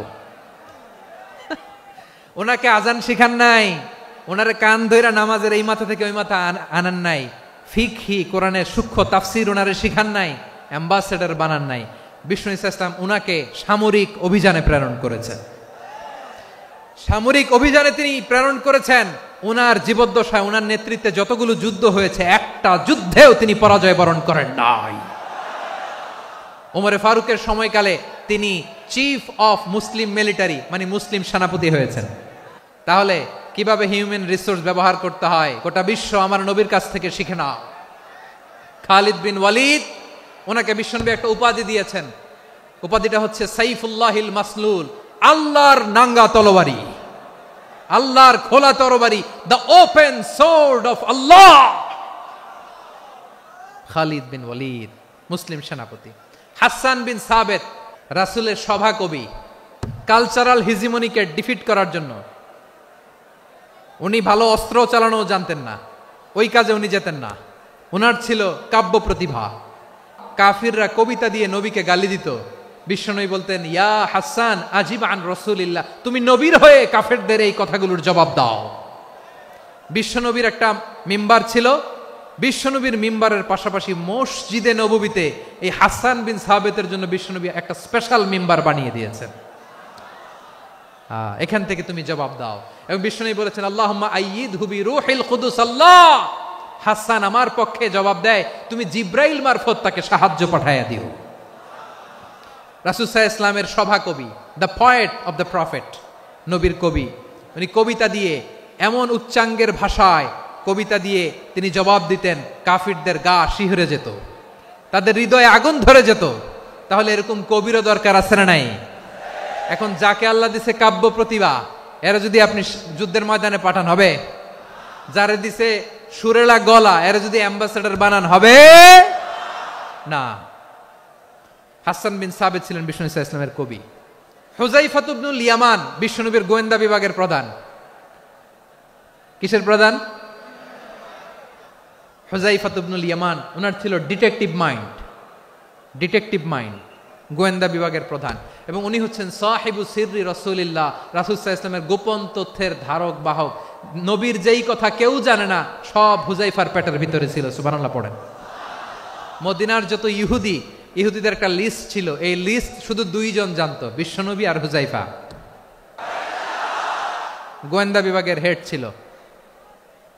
খন্দকের যুদ্ধে প্রচন্ড আজকের মতো শৈত্য প্রবাহ, মাটি খনন করতে করতে সাহাবীদের পেটে ক্ষুধা নাই, দাঁড়াইতে পারে না নামাজের জন্য, এত ক্লান্ত, ক্ষুধা, ক্লান্ত, শ্রান্ত। বিশ্বনবী বললেন, কে আছো? এই কঠিন শীত, এই ভয় আর ক্ষুধার মধ্যেও খন্দকের পরীক্ষার টপকে শত্রু শিবিরে যে আমাকে তথ্য দিবা, কে আছো? কারো গায়ে শক্তিই নাই যে দাঁড়াবে, কেউ দাঁড়ায় না। বিশ্বনবী তখন নিজে হুযায়ফাকে ডাক দিলেন, হুযায়ফা, যে আমাকে আজকে শত্রু শিবিরের তথ্য এনে দিবে, সে জান্নাতে আমার মোরাফাকা, আমার সঙ্গী হবে। হুযায়ফা রাদিয়াল্লাহু ইবনুল ইয়ামান জীবনের ঝুঁকি নিয়ে এই ক্ষুধা, শৈত্য প্রবাহ, কোল্ড ওয়েভসকে উপেক্ষা করে পরীক্ষা টপকে শত্রু শিবিরে যে সবার কথাগুলো চুপে চুপে শুনে বিশ্বনবীর দরবারে এসে গোয়েন্দাদের মতো তথ্য সরবরাহ করেছে। বিশ্বনবীর গোয়েন্দা বিভাগের প্রধান হুযায়ফা ইবনুল ইয়ামান ইন্টেলিজেন্স বিভাগ চালাতেন। মুনাফিকদের নাম ওনার কাছে ছিল। মুআয ইবনে জাবাল মদিনা রাষ্ট্রের সবচেয়ে সিনিয়র আমলা ছিলেন। আমলাতন্ত্র চিনেন তো? প্রশাসনিক কাজ যারা চালায়, অ্যাডমিনিস্ট্রেশন বোঝেন না? The department of administration. মদিনার রাষ্ট্রের সিনিয়র আমলা মুআয ইবনে জাবাল মুতাখাসসিসুন ফিল হালাল ওয়াল হারাম, হালাল হারামের স্পেশালিস্ট ছিলেন। বিশ্বনবী উনাকে ইয়ামানের গভর্নর করে পাঠাইছেন। বলেছেন, ইন্নাকা তা'তি কওমান আহলা কিতাব, এমন গোষ্ঠীর কাছে যাবা এরা ইহুদি নাসারা, আগে শাহাদা পড়লে এরপরে নামাজের দাওয়াত দিও, নামাজ পড়লে যাকাতের দাওয়াত দিও। গভর্নরের অ্যাটিটিউড যেমন থাকে তেমন অ্যাটিটিউড ধরে রেখো। সুবহানাল্লাহ পড়েন। তাহলে মুআয ইবনে জাবালকে দিয়ে বিশ্বনবী কবিতা লেখায় নাই, চিঠি লেখায় নাই, আজান দেওয়ায় নাই। সুবহানাল্লাহ পড়বেন না? সব শেষ সাহাবী বলি আবু হুরায়রা রাদিয়াল্লাহু তাআলা আনহু, বিড়ালের বাবা, কি করতেন? খালি হাদিস মুখস্থ করতেন। উনি বলতেন, আলজামু রাসূলুল্লাহ আলা মিল ইবাতনি, আমার শুধু পেটের ক্ষুধার বন্দোবস্ত হইলে আমি নবীর সঙ্গ ছাড়তাম না। আমার আনসার সাহাবারা ক্ষেত খামারের কাজ করত, আমার মুহাজির সাহাবারা ব্যবসা করত, আর আমি নবীর সাথে সাথে থাকতাম। শুধু সকাল বিকাল 2 বেলা যদি আমার খাবারের বন্দোবস্ত হয়, আমি আর নবীর লক ছাড়ি না। সুবহানাল্লাহ কইবেন না? 5374টা হাদিস তিনি বর্ণনা করেছেন। সবচেয়ে বেশি হাদিস বর্ণনাকারী সাহাবী। হাদিস প্রিজার্ভেশনের কাজে বিশ্বনবী ওনাকে কাজে লাগিয়েছেন। উনি একদিন বলেন, ইয়া রাসূলুল্লাহ আসমাউ মিনকা কাসীরান ফালা আহফাজু। নবী অনেক কথা শুনি, আমার মনে থাকে না। বিষ্ণু বললেন, তাই? উবসুত রিদাক, তোমার চাদরটা বিছাও। আবু হুরায়রা বিছালেন, বিশ্বনবী হাত বুলায় দিলেন, এরপরে অনেক হাদিস বর্ণনা করলেন। আবু হুরায়রা বলে, তারপর থেকে বিশ্বনবী যাই বর্ণনা করে আমি শুনি আর একটাও বলি না। এখন সুবহানাল্লাহ। বিশ্বনবী ওনাকে হাদিস প্রিজার্ভেশন, নবীর এই যে লক্ষ্য হাদিস প্রিজার্ভেশনের এই দায়িত্ব দিয়েছেন সাইয়েদনা আবু হুরায়রা রাদিয়াল্লাহু তাআলা আনহুকে। প্রিয় ভাইরা, তাহলে 10 জন সাহাবীর কথা যে বললাম, আপনারা কি খেয়াল করেছেন কত বড় ট্যালেন্ট হান্টার, চৌকস ট্যালেন্ট হান্টার ছিল আমার নবী। এক একজনের এক এক ট্যালেন্ট এক এক কাজে অ্যাসাইন করেছেন, এক একজনকে এক এক দায়িত্ব দিয়েছেন, এক একজনের প্রতিভাকে এক একভাবে বিকশিত হওয়ার সুযোগ দিয়েছেন। আওয়াজ করে বলেন ঠিক কি না? এখন আমার পর্দার আড়ালে আমার মায়েরা বলবে, এতগুলো পুরুষ সাহাবীর কথা বললো, নারী সাহাবীরা কি কিছু করে নাই? হ্যাঁ, একজন নারী সাহাবীর কথা বলে মোনাজাত হবে, দোয়া ছাড়া কেউ যাব না। রুফাইদা আল আসলামিয়া রাদিয়াল্লাহু তাআলা আনহা, ওনার বাবার নাম সাআদ আল আসলামি। বিশ্বনবী কি খেয়াল করলেন দেখেন, সাআদ ছিল মদিনার বড় ডাক্তার। এই নারী সাহাবী রুফাইদা বাবার কাছ থেকে চিকিৎসা বিদ্যা শিখেছেন। যখন শিখছে, বিশ্বনবী দেখলেন আমার তো প্রতি সপ্তাহে সপ্তাহে যুদ্ধে আহত সাহাবীদের সেবা দিবে কে? বিশ্বনবী রুফাইদাকে বললেন, রুফাইদা তুমি মসজিদে নববীর পাশে একটা মেডিকেল ক্যাম্প করো। এই যে সাকিনা আদ্দিন মেডিকেলের আমার ছাত্রী বন্ধুরা, শুনে রাখো, তোমাদের আইকন হচ্ছে এই রুফাইদা আল আসলামিয়া। বিশ্বনবীর ডিরেকশন অনুযায়ী তিনি মসজিদে নববীর পাশে একটা মেডিকেল ক্যাম্প করলেন এবং আহত সাহাবাদের চিকিৎসা উনি ওনার টিম নিয়ে দিতেন। বিশ্বনবীর পরামর্শে উনি আনসারি এবং মুহাজির মহিলা সাহাবীদেরকে নিয়ে একটা স্পেশাল মেডিকেল টিম গঠন করলেন। খায়বার যুদ্ধে 7ম হিজরিতে যখন বিশ্বনবী যায়, উনি ওনার টিম নিয়ে আসলেন, বললেন, ইয়া রাসূলুল্লাহ, আমরা তো তলোয়ার চালাতে পারি না, আমরা তো তীর মারতে পারি না, আপনি যদি অনুমতি দেন খায়বার অভিযানে আমি আমার টিম নিয়ে মেডিকেল টিমের সেবাটা সার্ভিসটা দিতে চাই। পড়েন সুবহানাল্লাহ। বিশ্বনবী অনুমতি দিলেন, যোদ্ধা সাহাবীদের সাথে রুফাইদা আল আসলামিয়া উনিও মেডিকেল টিম নিয়ে অগ্রসর হলেন। খায়বারের প্রতিটা আহত ইনজুর্ড সাহাবী যারা ইনজুরির শিকার হয়েছেন, সবাই রুফাইদা আল আসলামিয়ার এই মেডিকেল ক্যাম্প থেকে চিকিৎসা সহায়তা পেয়েছেন। সুবহানাল্লাহ পড়েন। দেখেন কিভাবে বিশ্বনবী ট্যালেন্ট বাছাই করতেন। আপনি অবাক হবেন, বাহরাইনের মেডিকেল ইউনিভার্সিটিতে রুফাইদা আল আসলামিয়া মেডিকেল প্রাইজ অ্যাওয়ার্ড প্রতি বছর দেয়া হয়। যদি 8 দিনের এই মেডিকেল, আমার বোনেরা যদি জেনে থাকো জানো, না হলে নতুন করে জানো, সার্চ দিও, রুফাইদা আল আসলামিয়া মেডিকেল অ্যাওয়ার্ড বাহরাইনের ইউনিভার্সিটিতে দেয়া হয়। প্রিয় ভাইয়েরা, তাহলে আলোচনার সামারি আমরা করি। বিশ্বনবী যেভাবে হিউম্যান রিসোর্সকে ম্যানেজ করেছেন, যার যেখানে প্রতিভা কাজে লাগিয়েছেন, আমরাও যদি করি আমাদের বাংলাদেশের চিত্র আমরা পাল্টে যেতে পারবো। আমরা শুরুতে শুনেছি মানুষের আছে অসীম সম্ভাবনা, প্রতিটা মানুষ অনন্য, যত্ন নিলে, যথাযথ পরিচর্যা করলে মানুষ বিশ্ব জয় করতে পারে, ঠিক কিনা? আমাদের হাফেজে কোরআনের সামনে দাঁড়াতে পারে এমন কোন হাফেজে কোরআন আল্লাহর জমিনে জন্ম হয় নাই। গোটা বিশ্ব কাঁপিয়ে তারা সেরা, আমাদের ক্রিকেটাররা সেরা, আমাদের তৈরি পোশাক শিল্প সেরা। এরকম অনেক অনেক সেরা জিনিস আছে, আমরা এগুলোর নার্চারিং করতে পারি নাই, পরিচর্যা করতে পারি নাই, সঠিক তারবিয়াতের অভাব। তাহলে মানুষের অসীম সম্ভাবনাকে কাজে লাগাতে হবে, ঠিক কিনা বলেন? ইউনুস গভর্নমেন্টকে আমি বলবো, অল্প সময়ের জন্য আপনারা এসেছেন, সংস্কারও করতে হবে, আবার নির্বাচনও করতে হবে। সব সংস্কার হতে করতে পারবেন না, যতটুকু পারবেন এর মধ্যে আমাদের যে হিউজ ম্যান পাওয়ার, আমাদের যে মানব সম্পদ, হিউম্যান রিসোর্স, এটাকে ডেভেলপ করে আপনাদের যেতে হবে। যেটা পারবেন না সেটাকে পরবর্তী নির্বাচিত গভর্নমেন্টের কাছে রেখে যেতে হবে, যে তারা যেন করে, তাদের কাছে আপনারা এটা রেখে যাবেন। তাহলে মানুষ চাইলে বিশ্ব জয় করতে পারে, আর মানুষকে হারাতে পারে কেউ? আল্লাহ আমাদেরকে জনসংখ্যা দিয়েছেন প্রিয় ভাইয়েরা, এই জনসংখ্যা অনেক বড় সম্পদ, এটা আমাদের জন্য অভিশাপ নয়, আশীর্বাদ। আমাদের জনসংখ্যাকে যদি আমরা জনশক্তিতে রূপান্তর করতে পারি, আজকে বাংলাদেশ যে অবস্থানে দাঁড়িয়ে আছে, বাংলাদেশ তার 20 গুণ উন্নতির শিখরে চলে যাবে। চিল্লায় বলো ঠিক কিনা? আমাদের শ্রমিক ভাইয়েরা বাইরে কাজ করে, আমাদের শ্রমজীবী ভাইয়েরা, প্রবাসীরা, তাদের ব্যাপারে গুরুত্ব দিতে হবে। আমাদের শ্রমের দাম সবচেয়ে কম, সবচেয়ে কম। তারা এম্বাসিতে গুরুত্ব পায় না, এয়ারপোর্টে গুরুত্ব পায় না। এই সরকার অবশ্য তাদেরকে অনেক গুরুত্ব দিচ্ছে।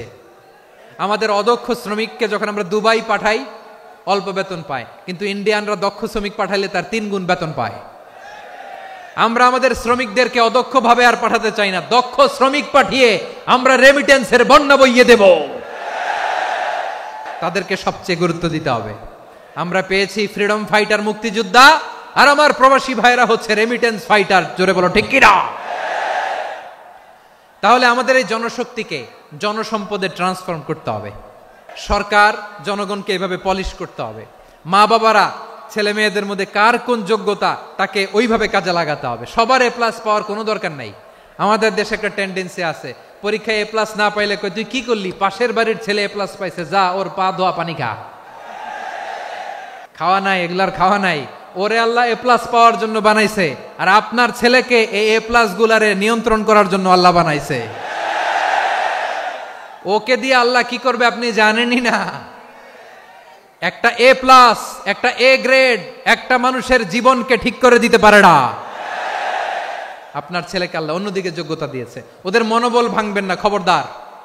যাকে দিয়ে যেটা হবে তাকে দিয়ে সেটা করতে হবে, তার প্রতিভাকে সেভাবে কাজে লাগাতে হবে। তাহলে আমাদের এই জনসংখ্যা জনসম্পদে রূপান্তরিত হবে। আমাদের সরকারের তত্ত্বাবধানে আমাদের 18 কোটি জনগণ দক্ষ জনশক্তিতে রূপান্তরিত হোক, আমরা চাই কি চাই না? আমরা ভালো মানুষ, শ্রেষ্ঠ মানুষ হতে চাই কি চাই না? ওই জাপানিজদের মতো সৎ, ওই ইউরোপিয়ানদের মতো কালচার্ড। আমাদেরকে আল্লাহ তাআলা কোরআন সুন্নাহ অনেক কিছু দিয়েছেন। যেহেতু বর্তমানে আমরা দেখছি তারা সৎ, তাদের মধ্যে ভ্যালিউ আছে, সেগুলো আমাদের মধ্যে আনার দরকার আছে না নাই? আর ইসলাম দিয়ে আমাদের জীবনকে সাজাতে হবে, ইসলাম দিয়ে আমার পরিবারকে সাজাতে হবে। ইসলাম থেকে, কোরআন থেকে প্রেসক্রিপশন না নিলে জীবন সুন্দর হবে না। কোরআন থেকে প্রেসক্রিপশন না নিলে সমাজ সুন্দর হবে না। কোরআনের প্রেসক্রিপশন না মানলে রাষ্ট্র সুন্দর হবে না। কোরআনের প্রেসক্রিপশন অ্যাপ্লাই না করলে শুধু দুর্নীতি দমন কমিশন দিয়ে দুর্নীতি বন্ধ করা যাবে না। এজন্য কোরআনের আইন আমরা চাই কি চাই না? প্রিয় ভাইয়েরা, হিউম্যান রিসোর্স ডেভেলপমেন্ট, মানব সম্পদের উন্নয়ন, আমাদের সরকার যেন এদিকে নজর দেয়। আমরা যেন এই ব্যাপারে যত্নবান হয়ে উঠি। যাকে আল্লাহ যে যোগ্যতা দিয়েছে, এই যোগ্যতা দিয়ে আমরা যেন ইসলামের জন্য, দেশের জন্য কাজ করি। আমরা যেন আমাদের স্কিল ডেভেলপ করি, আমাদের পটেনশিয়ালকে ডেভেলপ করি। মোরালিটি, ভ্যালিউজ নিয়ে শায়েখ আহমদুল্লাহ আলোচনা করেছেন, এগুলো দিয়ে যেন আমরা আমাদেরকে সাজাই। আল্লাহ তাআলা আমাদের দেশকে তুমি নিরাপদ করো, আমরা পড়ি আমিন। আল্লাহ আমার 18 কোটি জনগণকে তুমি জনশক্তিতে রূপান্তরিত করো, আমিন। আল্লাহ আমরা হাতে হাত রেখে, কাঁধে কাঁধ মিলিয়ে, ভাইয়ে ভাইয়ে যেন এই দেশকে গড়তে পারি, আল্লাহ তুমি তৌফিক দান করো, আমরা পড়ি আমিন। আসুন আমরা আমাদের জনসংখ্যাকে জনসম্পদে ট্রান্সফর্ম করি। আমাদের জনসংখ্যাকে আমরা যেন জনশক্তিতে রূপান্তরিত করি। জনসংখ্যাকে ট্রান্সফর্ম করে জনশক্তি দিয়ে আমরা যেন আগামীর বাংলাদেশ, স্বাধীন বাংলাদেশ 2.0 গড়ে তুলি। আল্লাহ তাআলা আমাদের সবাইকে কথাগুলো বোঝার, আমল করার তৌফিক দান করুন। হাযা মা ইনদি ওয়াল ইলমু ইনদাল্লাহ আলাইহি তাওয়াক্কালতু ওয়া ইলাইহি উনীব। সুবহানাকাল্লাহুম্মা বিহামদিকা আশহাদু আল্লা ইলাহা ইল্লা আনতা আস্তাগফিরুকা ওয়া আতুবু ইলাইক।